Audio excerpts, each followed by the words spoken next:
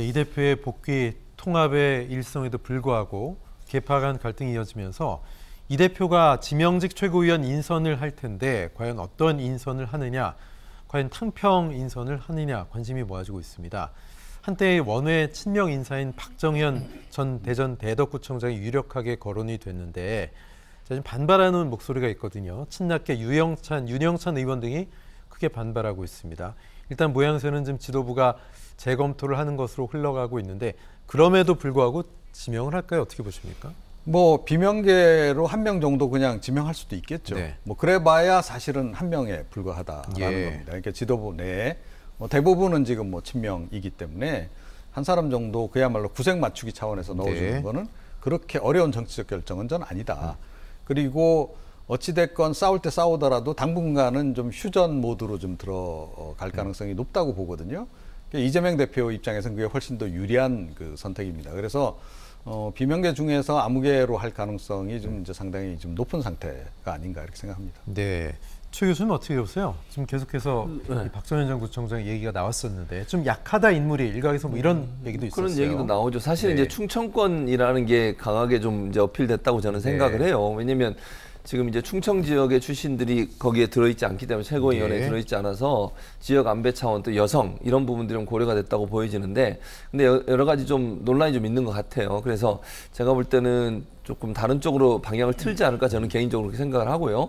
그러니까 검토했다고 보류했다고 하는 부분이 그러면 사실 지난번에 그 최고위원 지명 최고위원 송갑석 의원이었잖아요. 호남계거든요. 호남을 일정 부분 좀 배려하고 또 비명계를 배려해서 당시 송갑석 의원을 지명 최고위원으로 임명을 했었는데 이재명 대표가 그런 차원에서 호남계를 다시 또 중용할 가능성이 저는 있다고 봐요. 물론 현역은 아닐 거라고 보여지고요.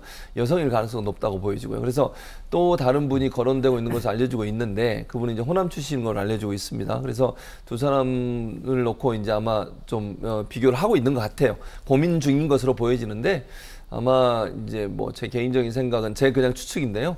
호남계 쪽으로 가지 않을까. 왜냐면 호남 민심도 어쨌든 함께 가야 되는 거고 송갑석 전 최고위원이 호남계 몫으로 들어와 있었기 때문에 그런 차원에서 본다고 하면 호남계 여성으로 하지 않을까 하는 생각은 듭니다. 네.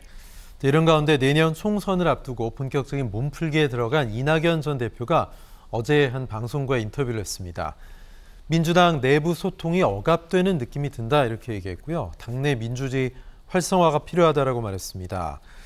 자, 지명직 최고위원의 친명계 인사를 만약에 그대로 안 친다면 비명계 또 이낙연 전 대표를 중심으로 과연 헤쳐모여야 하는 움직임까지 나올지 일각에서는 지금 뭐 국민의힘에서 한창 왈가왈부하고 있는 친당 창당 민주당 쪽으로도 그런 분위기가 옮겨붙는 게 아니냐 이렇게 얘기하고 있는데 최 교수님 어떻게 보십니까? 뭐 저는 그건 실현 가능성이 좀 낮다고 봅니다. 현재 상황에서 물론 뭐 시간이 지나면서 어떤 현상이 일어날지 모르니까 제가 이후의 시간까지 다 예측하기는 어렵지만 현재 상황에서 그럴 가능성은 낮다고 보여집니다. 이유는 이낙연 전 대표의 지지율이 이렇게 높지가 않아요 지금.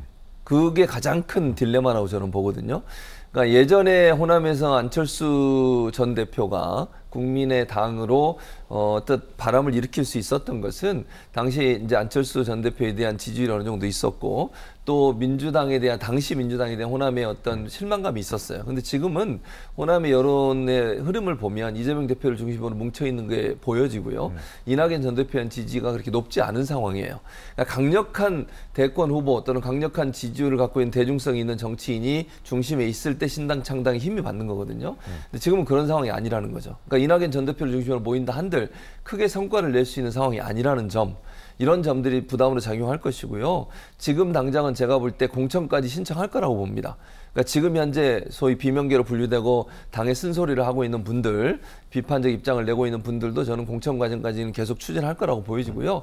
만약에 공천에 탈락했을 때는 어떤 행보를 할 수는 있다고 봐요. 다만 지금 나가서 신당을 차려가지고 하는 것은 본인들한테 상당히 불리하게 작용할 가능성이 있고 힘을 받기가 어렵기 때문에 제가 볼 때는 지금 당장 신당 창당을 거론할 가능성은 없다고 봅니다.